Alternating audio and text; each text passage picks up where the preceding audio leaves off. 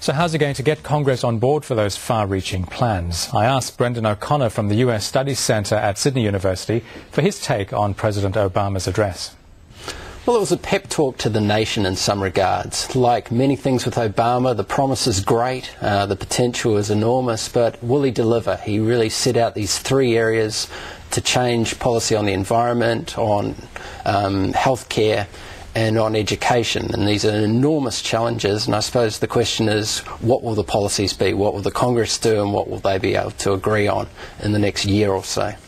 And at the same time, he also committed himself to halving the deficit that he inherited from George Bush within his first term, and he's identified something like $2 trillion worth of cuts that he's going to include in the budget in the next few weeks. How's he going to achieve all this? Well, that's a very good question. He doesn't just want to manage the economy or see America through these hard times. He wants to do something very bold, I think. But at the same time, he wants to cut the deficit, the federal deficit. So this will be an enormous challenge. Whether his presidency is very different to other presidents who have promised a lot and not been able to deliver, particularly on healthcare, we'll have to wait and see. I mean, he promises that he's a different type of president, but if the others haven't been able to do it, will he be able to do it? He's certainly enjoying Kevin Rudd-like approval ratings at the moment, somewhere in the stratosphere. But how will that translate, do you think, in terms of bipartisan support? Because he has to get the support of Congress in order to realize these plans, doesn't he?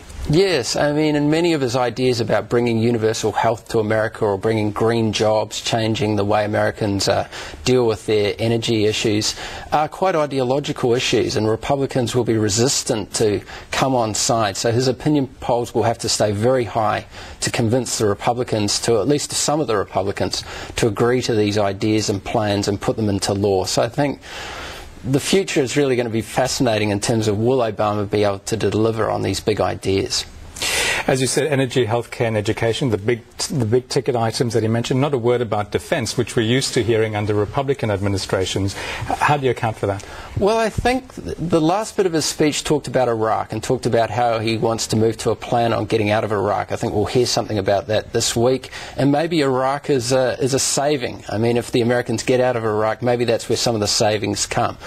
Sure, it's gone into the background to some extent, and that's probably useful to Obama, that the domestic issues are to the fore, and Iraq maybe looks a little more stable than it was, say, a couple of years ago. Brendon, thanks as always for coming. No problem.